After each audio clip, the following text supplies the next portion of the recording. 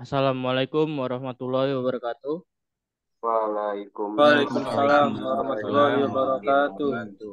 Badan kekar umurnya tua, bawa pedang bukanlah petani. Apa kabar hadirin semua? Selamat datang di acara kami.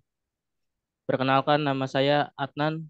Saya selaku host di sini dan tidak kalah menarik juga. Kita juga sudah kedatangan para narasumber yang smart ini. Yang pertama ada Pak Win, yang kedua ada Mas Reska, yang ketiga ada Mas Sidki, yang keempat ada Bang Rian, dan yang kelima ada Mas Reja di sini.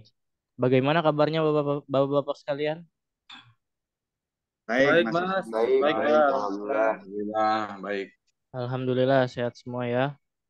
Baik, kalau begitu tanpa berlama-lama lagi, kita langsung masuk saja ke pokok permasalahan yang beredar di luar sana ya.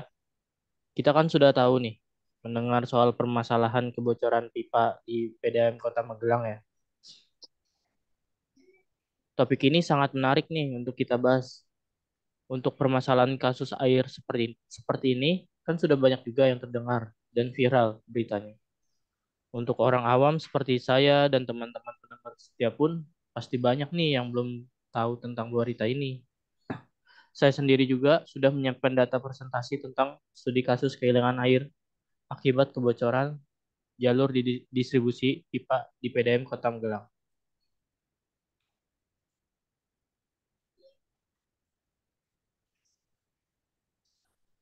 Baik teman-teman, apakah sudah terlihat di screen? Baik, sudah, Pak. Sudah. Oke. Baik, Pak. Sudah, Pak. Sudah. Dari tabel yang saya dapat ini, di sini kita lihat ada 5 poin ya dari tabel X testing atau kebocorannya. Yang pertama itu jumlah sambungan, yang kedua ada jam pelayanan, yang ketiga ada air masuk, yang keempat ada konsumsi air, yang kelima adalah kehilangan air. Dari yang kita ingin bahas ini ada 3 perumahan, yaitu ada perumahan Armada Estate Utara dan Selatan dan perumahan Depkes.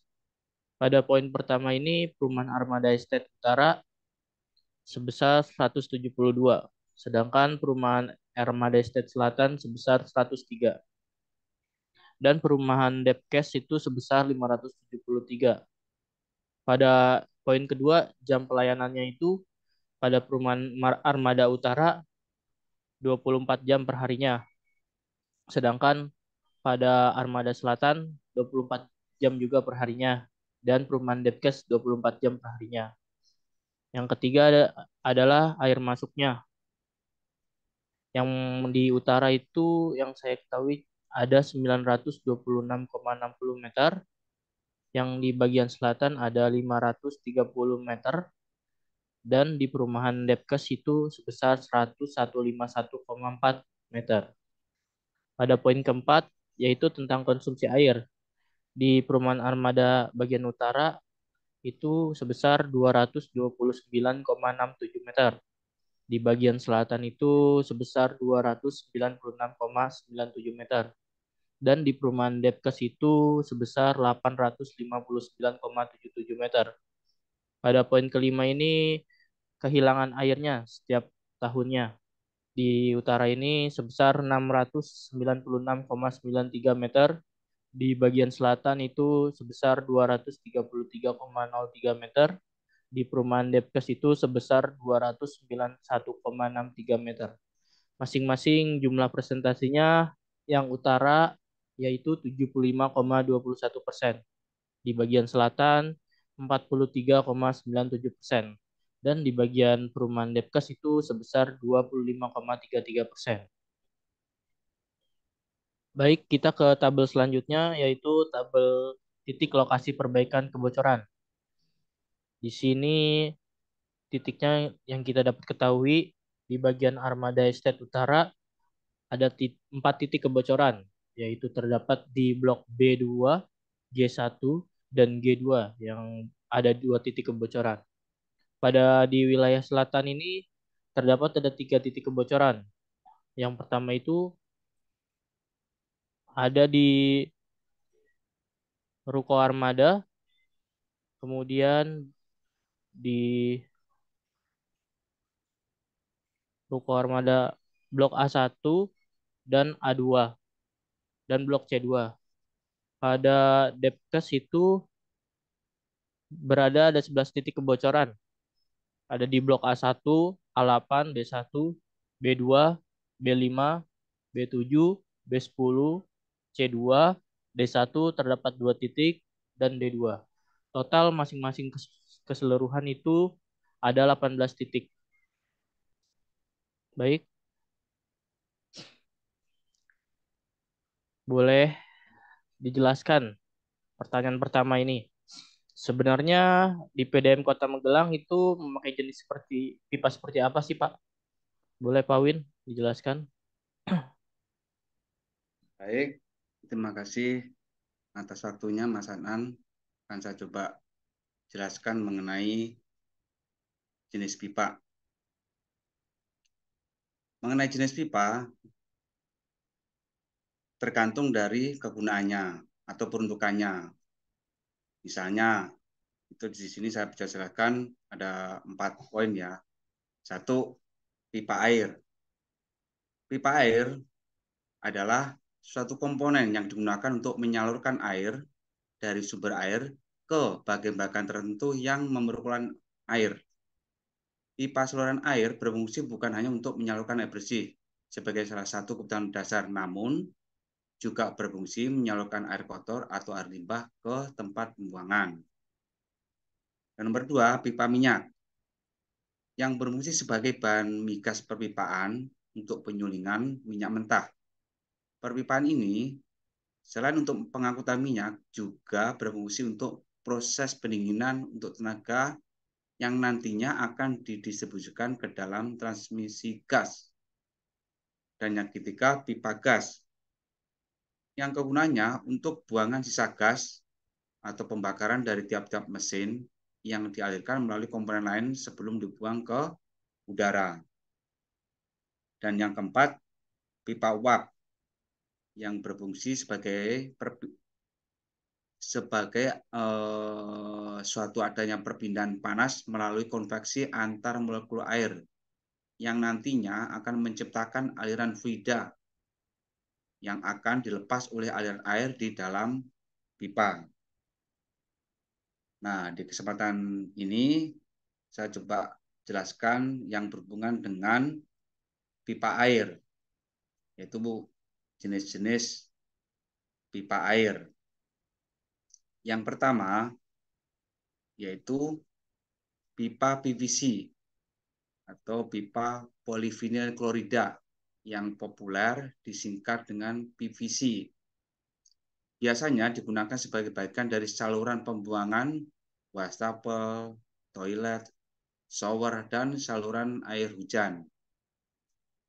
Jenis plastik yang biasa digunakan sebagai pipa saluran ini sangat ideal untuk digunakan di area seperti ini karena mempunyai ketahanan yang sangat baik terhadap karat dan korosi dibandingkan jenis pipa lainnya. Pipa PVC ini juga mengandung lapisan dalam yang halus sehingga dapat terhindar dari penumpukan atau sedimen yang dapat menyebabkan penyumbatan. Paling enggak meminimalisir karena di dalamnya itu cukup halus ya, gitu. Jadi agak minim untuk terjadi penumpukan atau sedimen. Jenis sambungan pipa PVC ini pada umumnya menggunakan model soket atau threaded atau ulir atau bisa kita sebut drat ya, yang bisa dilakukan dengan sangat mudah. Tetapi kelemahannya ada ukuran pipa PVC yang sangat terbatas. Tidak cocok untuk saluran air panas yang dikhawatirkan adanya toksisitas. Nah, yang kedua yaitu pipa PPR atau polypropylene random. Adalah pipa PPR adalah produk piping yang didesain mampu mengantarkan fluida tertentu.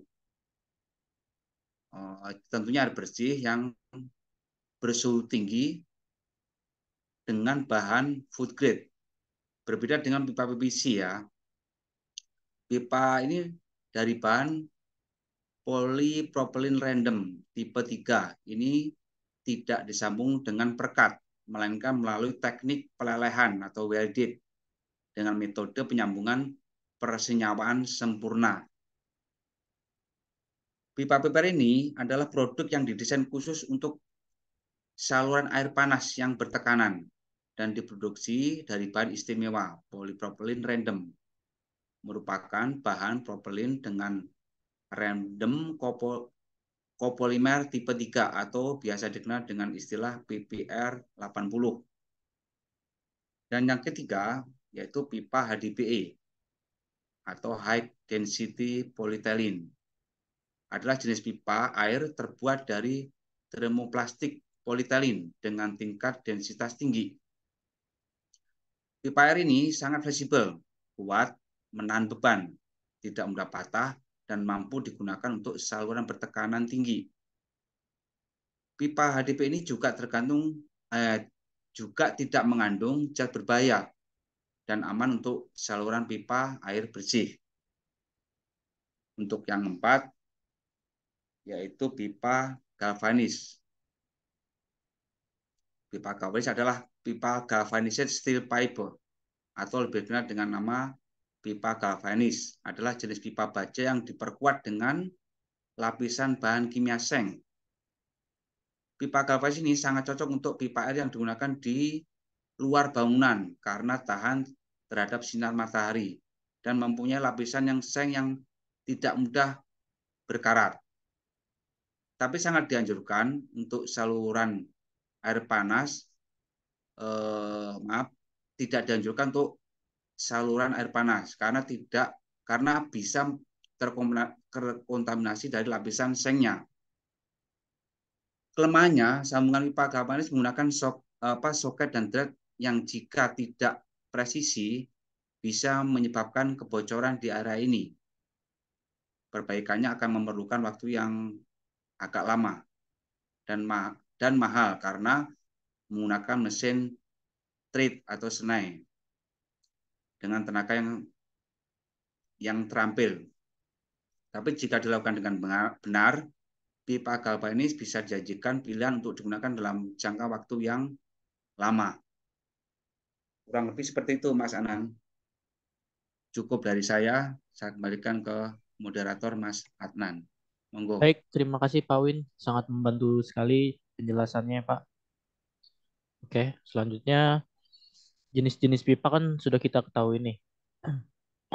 Lalu bagaimana sih dengan liftingnya dari pipa itu sendiri? Apakah sudah sesuai dengan yang berlaku atau belum? Sepertinya Mas Sidki bisa membantu untuk menjawab.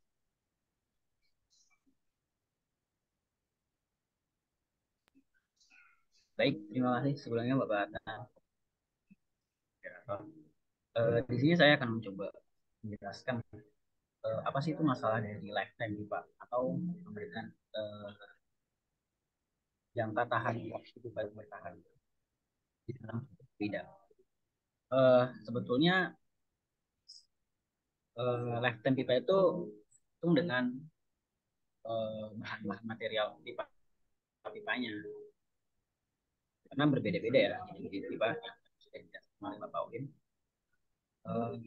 Karena saya akan coba menjelaskan lifetime pipa dari pipa baja ya.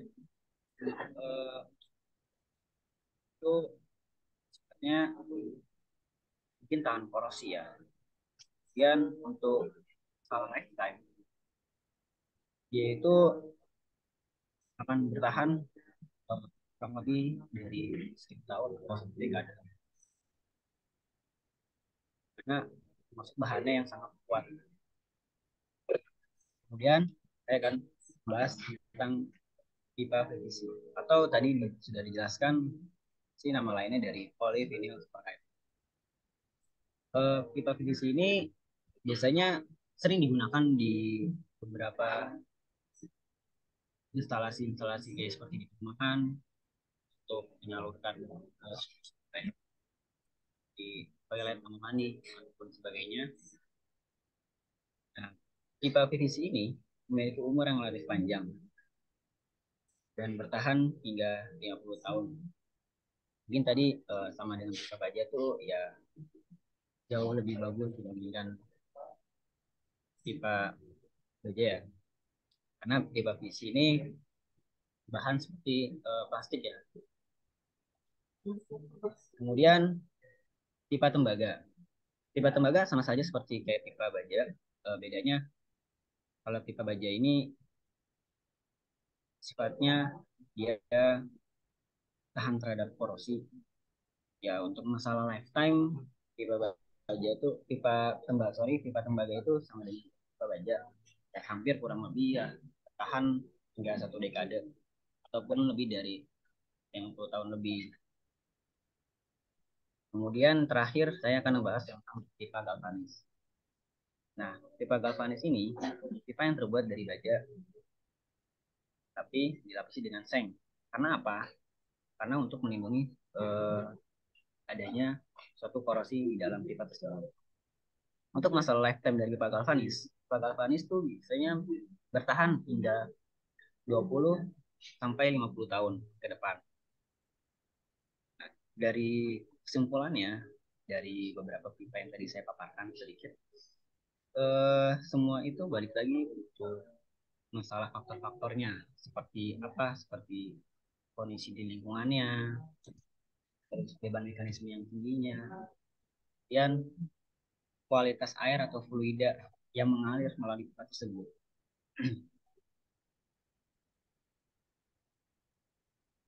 Sepertinya itu saja Bapak Adnan yang bisa saya paparkan. Terima kasih. Baik, terima kasih Mas Setki. Ternyata pipa ada umurnya ya. Saya pikir tuh pipa tidak ada batas umurnya penggunaannya. Oke, kalau begitu saya lanjut. Terima kasih Mas Setki atas penjelasannya. Menurut Mas Reska nih, apa sih yang dapat menyebabkannya terjadinya kebocoran pipa pada jalur distribusi Perumahan Armada Estate dan Depkes Keramat Utara yang berada di Kota Magelang? Dan bagaimana sih langkah-langkah untuk mengatasi permasalahannya itu, Mas? Terima kasih. Oke, terima kasih Mas Adnan. Kebocoran pipa itu bisa terjadi karena kondisi lingkungan yang keras, korosi, sedimen, beban mekanis yang tinggi, dan kualitas air atau fluida yang mengalir melalui pipa. Dan pemeliharaan yang tidak tepat dapat mempengaruhi pada umur pipa tersebut. Sehingga pendistribusian air PDAM tidak sesuai target. Dan adapun langkah-langkah untuk dengan pemeliharaan pipa, memberikan lapisan agar tidak mudah terjadi korosi, dan mengecek jalur-jalur pipa PDAM supaya tidak tidak adanya pencurian air atau sambungan liar. Berarti harus sering-sering dilakukan pengecekan secara berskala ya, Mas? Iya, Atau gimana? betul, betul, betul. Memang harus ada selalu kegiatan pengecekan dan preventive maintenance untuk pipa PDAM. Nah, kebetulan di sini hadir juga nih ahlinya preventive maintenance, yaitu Bapak Andrew. Beliau ini adalah ahlinya para ahli. Oke, Be. Oke. Terima kasih, Mas Reska. Sama-sama. Oke, Bapak Andreo. Saya juga mau bertanya nih. Berarti kan untuk jalur pendistribusian itu yang berada di Perumahan Armada Estate dan Depkes Keramat Utara ada kegiatan preventifnya nih. Apa sih kegiatan preventif maintenance-nya itu yang Bapak jalani pada pendistribusian Perumahan Armada Estate dan Depkes Keramat Utara? Terima kasih. Silakan. Ya, baik. Terima kasih atas kesempatannya Pak Adnan. Dan juga Mas Reska, terima kasih juga atas sambutannya ya. Jadi di sini saya akan menjelaskan apa aja sih langkah-langkah dalam menjalani kegiatan preventive maintenance ini. Jadi pada jalur pipa, pendistribusian aliran air PDAM ini, biasanya memang kami selalu sering melakukan kegiatan yang namanya itu preventive maintenance ya. Yang biasa kami lakukan adalah pertama itu ada yang namanya inspeksi rutin. Nah, di sini itu kami melakukan inspeksi visual teratur pada pipa untuk mendeteksi tanda-tanda awal kerusakan. Contohnya itu seperti adanya retakan akibat korosi pada pipa yang menyebabkan pipa tersebut itu mengalami kebocoran, sehingga dapat terjadinya kehilangan air seperti pada kasus yang kita bahas kali ini ya.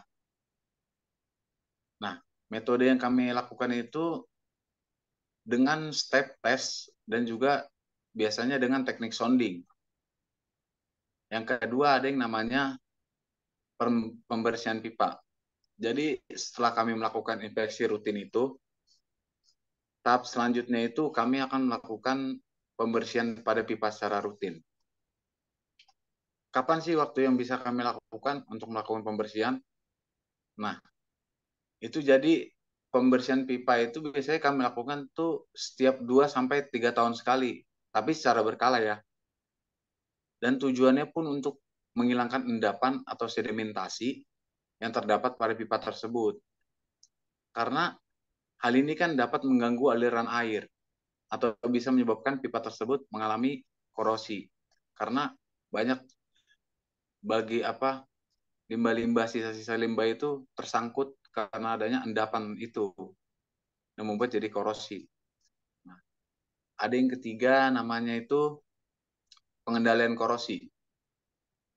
Di tahap ini kami akan melindungi pipa dari korosi dengan menerapkan pelapisan anti korosi yang sesuai, atau bisa juga melalui sistem pelindung korosi. Seperti contohnya nih, kami itu mengontrol produksi sulfida dengan beberapa metode. Ada juga pengendalian akumulasi debris secara rutin. Kadang kami juga melakukan ini, kadang menjaga kemiringan juga dari saluran pembuangan. Kadang kami juga menambahkan bahan kimia sebagai pengurai.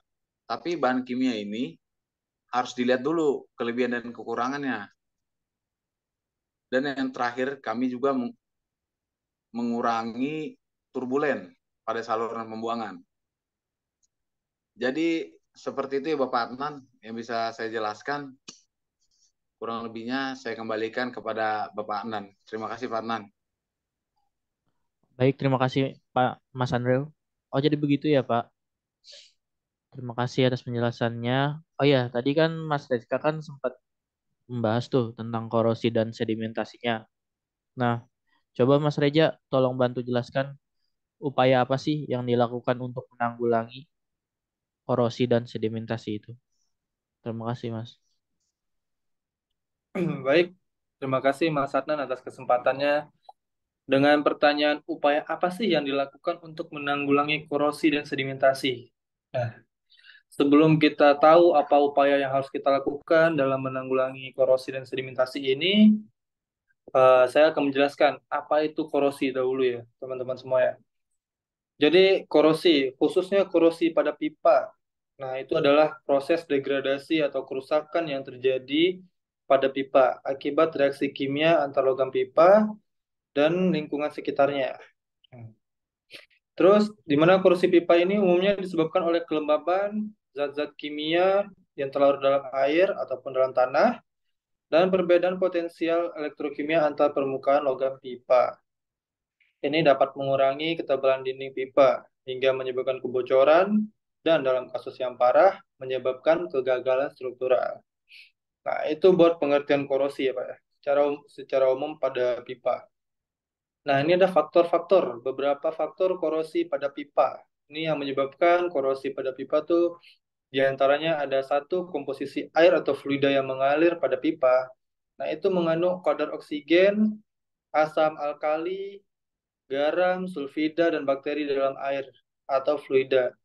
Nah, ini dapat mempercepat korosi pada pipa. Nah, dari kayak contoh kandungan oksigen, asam, alkali, garam, sulfida, itu dalam bentuk contoh kimiawinya yang dapat mempengaruhi mempercepat korosi. Sedangkan bakteri yang dalam bentuk mikrobiologinya itu juga berpengaruh terhadap korosi, Pak. Nah, yang kedua ada pH air atau fluida. Nah, pH air ini juga dapat mempengaruhi kecenderungan dalam meningkatkan tingkat korosi dalam pipa ataupun bentuk pipanya. baik bentuk pH airnya rendah ataupun asam, baik pH airnya tinggi ataupun basah, itu juga dapat meningkatkan kecenderungan dalam korosi.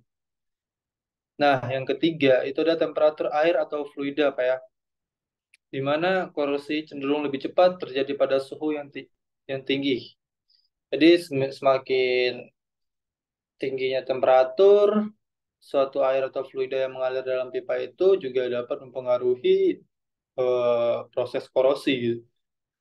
Dan apalagi semisalnya temperatur air atau fluidanya bahkan lingkungan sekitarnya tidak teratur, ketika ada suhu naik, suhu turun secara tidak teratur, nah maka itu juga dapat mempengaruhi si korosi ini.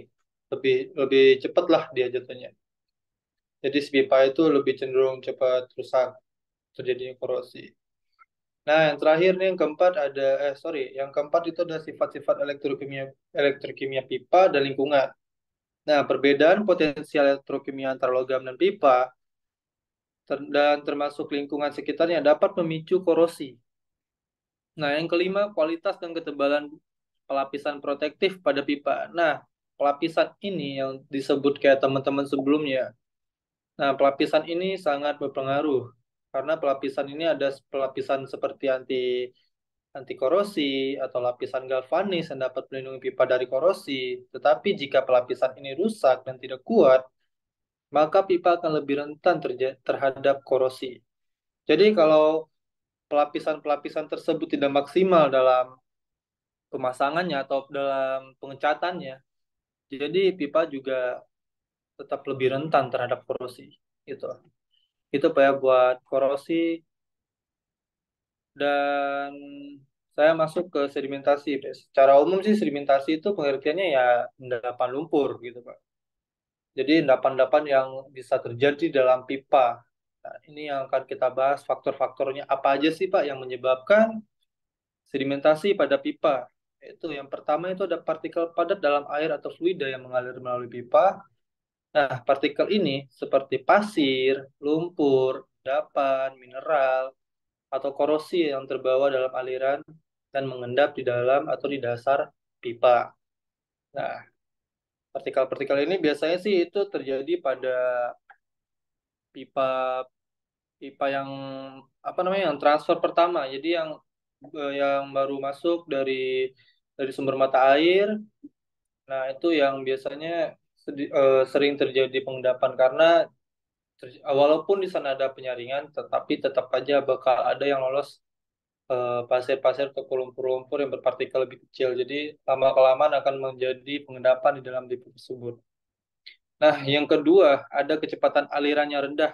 Nah, semakin rendah aliran air itu juga dapat mempengaruhi sedimentasi karena dia dapat menumpuk lah di dalam pipa. Gitu sih partikel-partikel padat pada poin pertama tadi Pak ya.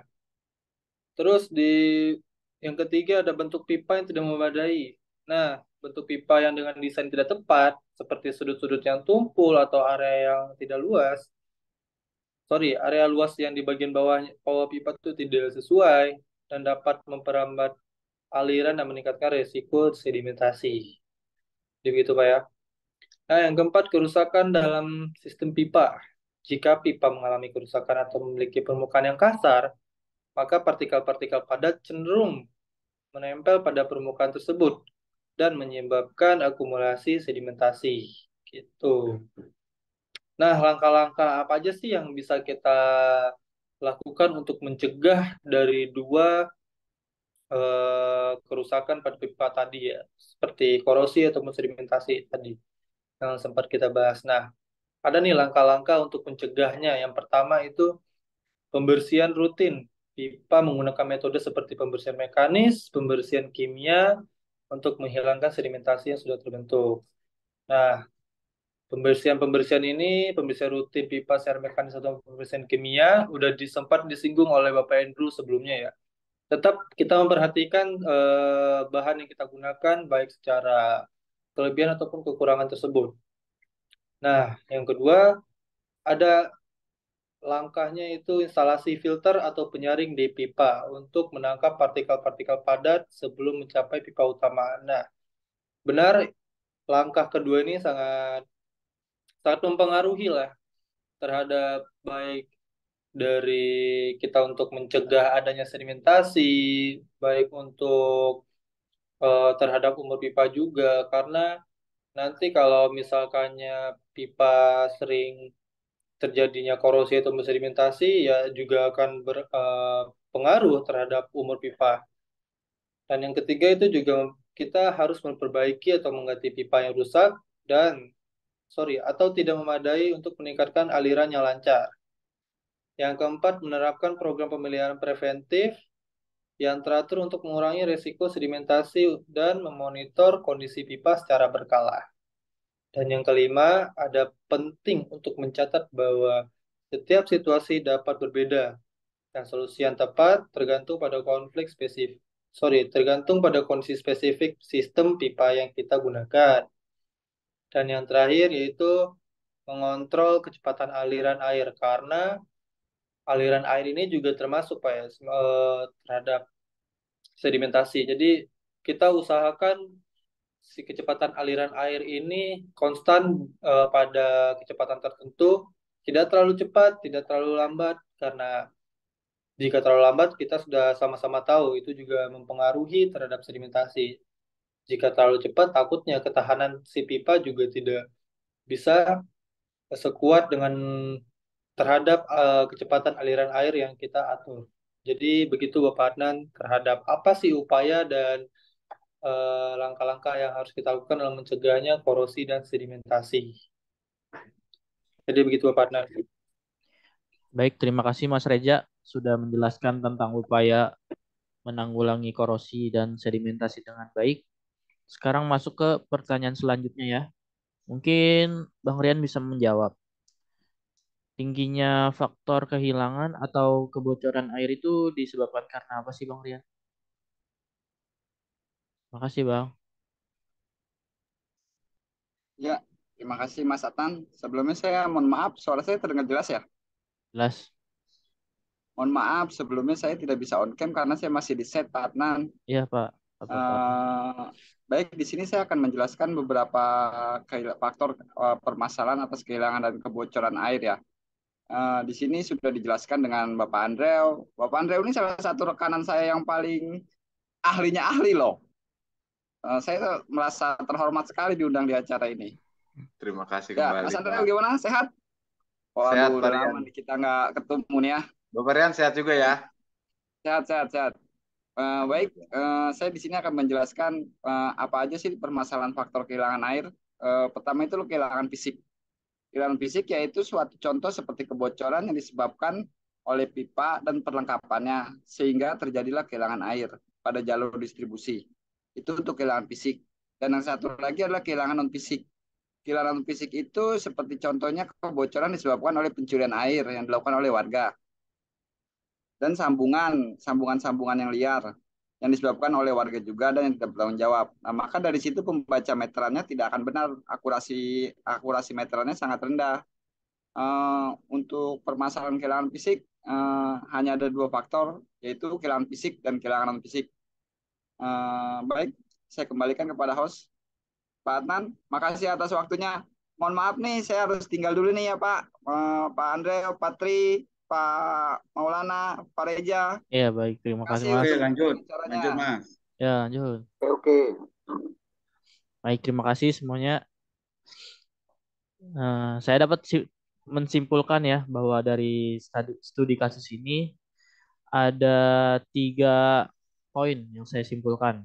Yang pertama itu saya dapatkan dari data studi kasus ini bahwa presentasi kehilangan air ini pada kebocoran pipa itu sebesar 75,21% yang berada di Armada Estate Utara. Sedangkan di Armada Estate Selatan itu sebesar 43,97%. Dan di perumahan Depkes itu sebesar 25,33%. Yang kedua itu cara yang dapat dilakukan untuk meminimalisasi kehilangan air dengan cara melaksanakan investigasi terhadap pipa-pipa yang bocor dengan cara step test dan teknik sounding. Yang ketiga, adanya besarnya penurunan tingkat kehilangan air pada masing-masing daerah studi sebagai berikut.